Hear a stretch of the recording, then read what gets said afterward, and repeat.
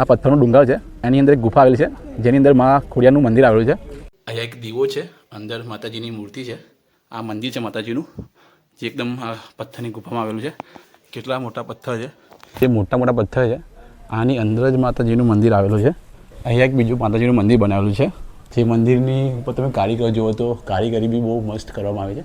અને આગળ બી બહુ બધી રાઈડો છે છોકરાઓને રમવા માટે, જેના પર તમે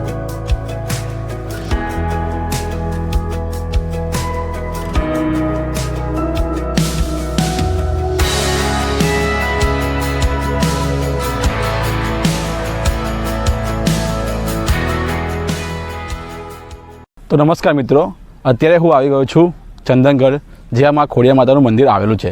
મિત્રો, આ મંદિરની લોકેશનની વાત કરું તો આ મંદિર શેરાથી 15 કિલોમીટર અને ગોધરાથી 25 કિલોમીટર દૂર આવેલું છે. મિત્રો, તમે અહીંયા આવવા માંગતા હોય તો તમારે પોતાનું પર્સનલ સાધન લઈને જ આવવું પડશે, જેવું કે બાઇક છે અને ગાડી છે. અહીંયા કોઈ બસની વ્યવસ્થા કરવામાં નથી આવી. જો તમે બાય ટ્રેન આવવા માંગતા હોય અહીંયા, તો તમારે નજીકનું રેલવે સ્ટેશન જે ગોધરા છે ત્યાંથી આ 25 કિલોમીટર અંદર આવેલું છે. મિત્રો, અહીંયાથી જે નજીકનું સિટી છે એ મોરવા છે, જ્યાંથી આ મંદિરની દૂરી લગભગ 7 થી 8 કિલોમીટર થાય છે.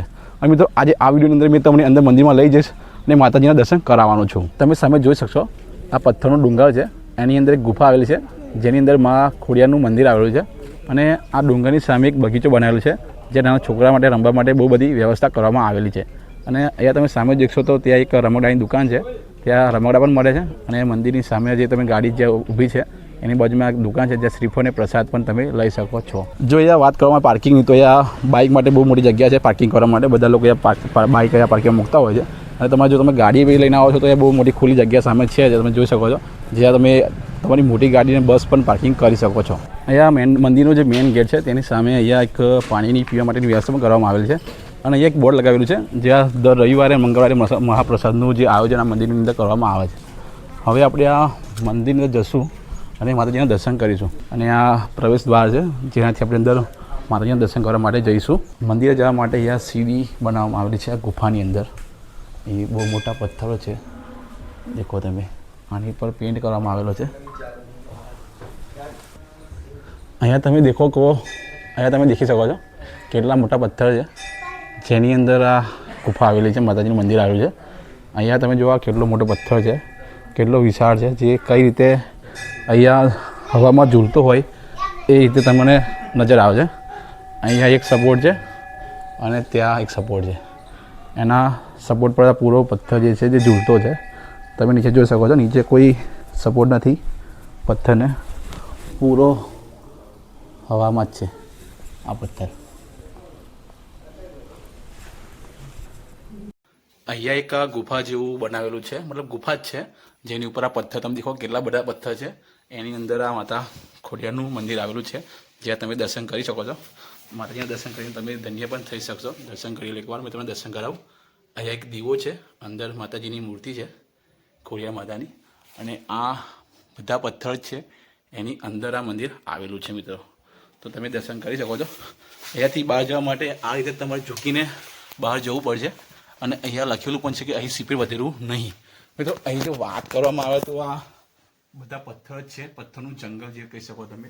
એની અંદર માતાજીનું મંદિર આવેલું છે, જ્યાં તમે સામે જોઈ શકો છો કંઈક આ રીતે આ મંદિર છે માતાજીનું, જે એકદમ પથ્થરની ગુફામાં આવેલું છે. અહીંયાથી તમે બહાર નીકળશો તો તમને પથ્થર જોવા મળશે. દેખો કેટલા વિશાળ પથ્થર છે. અહીંયાથી નીચે ઉતરવું અહીંયા લખેલું છે. અને આ તમે જુઓ તો કેટલા મોટા પથ્થર છે. મિત્રો, આટલા મોટા પથ્થરની અંદર જો મંદિર આવેલું હોય અને એ બી તમારા વિસ્તારની અંદર નજીકમાં હોય તો તમારે દર્શન કરવા જ જોઈએ, ખરેખર કરવા જોઈએ. અને અહીંયા તમે દેખો આ પથ્થર નાના મોટા પથ્થર નહીં, આ બહુ બધા મોટા પથ્થર છે.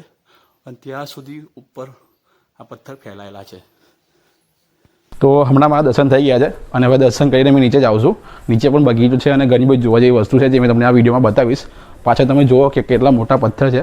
અને આ જે તમે દેખાય છે સામે આ ગુફા છે. આ ગુફાની અંદરથી ત્યાં મંદિર આવેલું છે, એના ઉપર બી બહુ મોટો પથ્થર જ છે. હવે દર્શન કરીને નીચે જાઉં છું. જે તમે આ દેખો છો, આ જે મોટા મોટા પથ્થર છે, આની અંદર જ માતાજીનું મંદિર આવેલું છે. અને આ પથ્થરની સાઇઝ બહુ મોટી છે, બહુ વિશાળ છે. અહીંયા એક બીજું માતાજીનું મંદિર બનાવેલું છે, મા ખોડિયારનું મંદિર છે. અને અહીંયા પણ તમે આવીને દર્શન કરી શકો છો. અહીંયા બી બહુ સુંદર માતાજીની મૂર્તિની સ્થાપના કરવામાં આવી છે. જે મંદિરની ઉપર તમે કારીગર જુઓ તો કારીગરી બી બહુ મસ્ત કરવામાં આવી છે.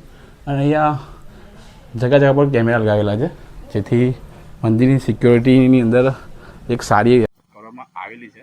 જેથી અહીંયા તમે જોઈ શકશો આવો ત્યારે તે બધી જગ્યા પર કેમેરા પણ મૂકવામાં આવેલા છે. મિત્રો તમે સામેથી દેખો ત્યાં આપણે દર્શન કરીને આવ્યા. આ જે મુખ્ય દ્વાર છે મંદિરનું દર્શન કરવા માટેનું, અને ઉપર ધજા પણ માતાજીની મૂકેલી છે. અને એક બીજું મંદિર છે જ્યાં આપણે પણ દર્શન કર્યા. અને અહીંયા બહુ બધા શ્રદ્ધાળુ દર્શન કરવા માટે આવે છે. આજે આમ તો બુધવાર છે એટલા માટે કોઈ બધા શ્રદ્ધાળુ દર્શન કરવા માટે આવ્યા નથી. બાકી રવિવાર અને મંગળવારે ખૂબ સંખ્યામાં દર્શન કરવા માટે શ્રદ્ધાળુઓ આવતા હોય છે. હવે આપણે જઈશું બગીચાની અંદર. ત્યાં જોઈશું કે કેવી વ્યવસ્થાઓ છે છોકરાઓને રમવા માટે. સામે તમે દેખી શકો છો કે આ દુકાન છે જ્યાં તમને રમકડા મળી જશે છોકરાઓ માટે. અને આ સામે બગીચો છે જે આપણે જઈશું દર્શન કરવા માટે. મિત્રો બગીચાની કોઈ ટિકિટ નથી, આ મંદિર પ્રશાસન તરફથી ફ્રી છે. અહીંયા તમે જોઈ શકો છો બહુ બધા વૃક્ષો આવેલા છે. અને અહીંયા આ ટાઈપની ડિસ્બાની જેને કહેવાય આપણે તે આવેલી છે. અને અહીંયા આગળ બી એક પક્ષીઓને ખાવા માટેનું ચિડિયાઘર છે. અને આગળ બી બહુ બધી રાઈડો છે છોકરાઓ રમવા માટે, જેના પર તમે જોઈ શકો છોકરાઓ તો નથી, મોટા છોકરાઓ છે જે રમી રહ્યા છે. જો તમે મિત્રો રવિવારે આવતા હો તમારા છોકરાને લઈને અહીંયા મંદિરે ફરવા માટે, તો તમને તમારા છોકરા માટે કોઈ પ્રકારની તમે હેરાનગતિ કરવામાં નહીં આવે.